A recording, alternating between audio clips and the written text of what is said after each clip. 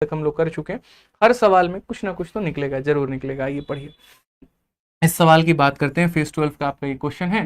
कहा गया the sum of the 4 number A B C and D is हमारा इतना, ratio of A and B is इतना, that of B and C is इतना, और C और डी इज इतना, find the value of C. यहाँ पे इन्होंने कहा कि 4 लोगों को जोड़ने पर 875 आता है। हमने मान लिया ठीक है, जोड़ने पर आता होगा, कोई बात नहीं यहाँ पे। अब रेशियो की बात यहाँ पर कैसे खेली गई है, तो ए हो गया, बी हो गया, सी हो गया और डी हो गया भाई। तो ए और बी का अनुपात हमारा कितना है, तो 1 और 2 है, ठीक है। बी और सी का भैया अनुपात कितना है, तो हमारा 3 और 1 है यहाँ पे।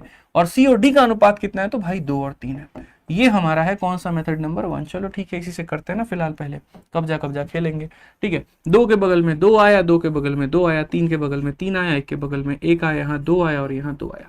कॉमन डेटा को उड़ा करके फेंक देते हैं, कॉमन डेटा की जरूरत ही नहीं है हमारे पास में। जैसे यहाँ से 2 ले सकते हैं, 2 ले सकते हैं, 2 ले सकते हैं, 2 ले सकते हैं। अच्छा, जरूरी नहीं है कि यही वाला 2 काटो, ऊपर वाला भी काट लेना, फर्क नहीं पड़ता उससे। 3 इंटू 1 तुम्हारा कितना हो जाएगा भाई, 3 हो जाएगा। 3 इंटू 2 6 हो जाएगा, ये तुम्हारा 2 हो जाएगा, ये तुम्हारा 3 हो जाएगा।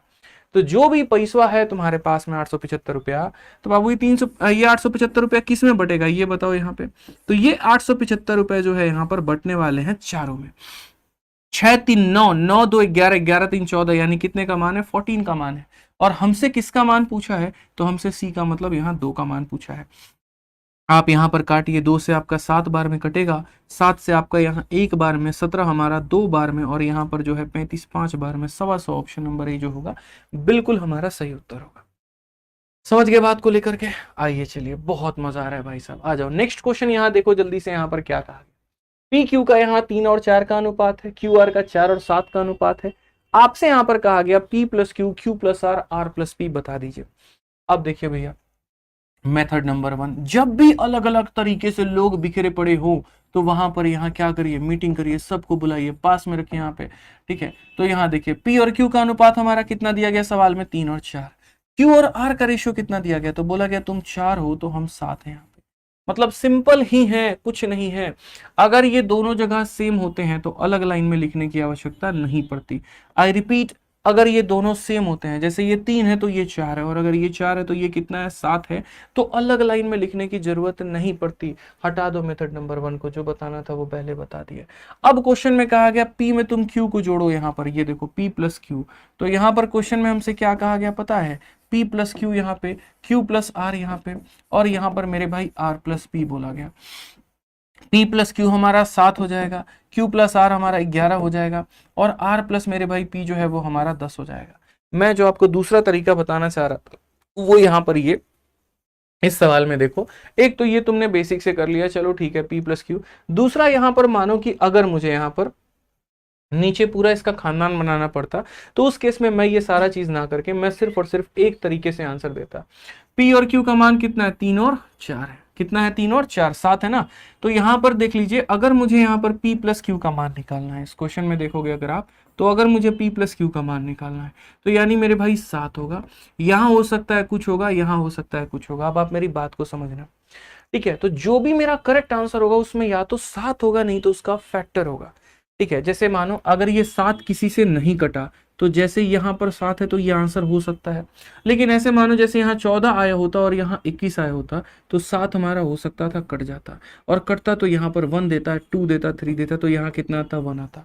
यानी इसके जगह पर 2 लोगों के आने का अधिकार है, एक तो 7 आ सकता है और 1 आ सकता है। आप मुझे खुद बताओ, यहाँ पर किसी भी ऑप्शन में आपको 1 दिखा कहीं पर भी, तो मेरे भाई यहाँ पर 1 किसी भी ऑप्शन में नहीं दिखा। इसका मतलब ये 7 किसी से नहीं कटा है, और नहीं कटा है तो ऑप्शन नंबर डी आंसर है। ये मेरा मेथड नंबर 2 था, ठीक है। कि ये हमारा मेथड नंबर क्या है, तो मेथड नंबर 1 जिससे हम बना रहे हैं, जिससे हम समझ रहे हैं, जिससे हम आपको पढ़ा रहे हैं, जिससे हम आपकी बुद्धि में डाल रहे हैं। लेकिन पेपर वाला अप्रोच वो नहीं है। पेपर वाला अप्रोच यहाँ पर क्या है कि सिर्फ P प्लस क्यू को देखो, क्यों देखते हो बाकी को। शादी दुल्हन से करनी है तो सहेलियों पर देखेंगे तो कुटाएंगे ना जी, बात वही है। यहाँ पर बाकी पे फोकस करेंगे, नंबर जाएगा, खत्म हो जाएगा कहानी।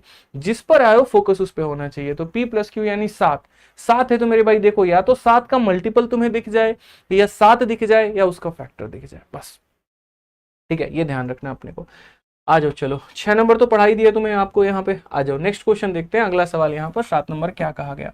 7 नंबर सवाल है, बवाल है। यहाँ पर पूछा गया है सी का मान इतना है, डी का मान इतना है, हम यहाँ पर क्या करें। तो हमने यहाँ पर कहा ठीक है सर, सी अपॉन डी की जो हम बात करते हैं तो वो हमारा हो जाता है 2/3 के। उसके बाद में डी अपॉन ई की बात करते हैं तो यहां पर हो जाता है मेरे भाई 3/8 के। तो वही बात है ना, सी डी और ई का रेशियो हमें यहां पर क्या करना है, बराबर। मैं यहीं से लिख देता हूं, दिक्कत क्यों ले रहे हो। दोनों में बिचौलिया कौन है ये बताओ, डी, और बिचौलिया तुम्हारा बराबर है अगर सही मायने में देखो तो। ठीक है, आप इसको ऐसे भी लिख सकते हो कि सर ये जो आपने अभी पढ़ाया सी और डी का रेशियो, देखो ये डी नीचे चलाएगा तो सी और डी का रेशियो तुम्हारा कितना हो जाएगा, 2 मेरे भाई 3 हो जाएगा। वहां पर वो ई नीचे चलाएगा तो डी और ई का रेशियो हमारा कितना हो जाएगा, तो बोलोगे 3:8 हो जाएगा। अभी आपको क्या पढ़ा है भैया बताइए। अगर काफी सारे रेशियो दिए गए होंगे और उस रेशियो में यहां पर इसका पहला पद यानी कौन, सी, और यहां पर आखिरी पद कौन सा मेरे भाई, ई आ जाए, तो क्या करना होता है, मल्टीप्लाई। ताकि मल्टीप्लाई में डी से यहाँ डी खत्म हो जाए, 3 से यहाँ 3 खत्म हो जाए, उत्तर हमारा 2 कितना है, 8, जिसको अगर आप काटोगे तो ये 1 रेशियो क्या हो जाएगा, 4। और कौन सा ऑप्शन है, तो option number B for Baahubali है। समझ गए बात को लेकर के, यहां पर आ जाइए। चलिए नेक्स्ट सवाल हम लोग यहां चलते हैं और अगला सवाल यहां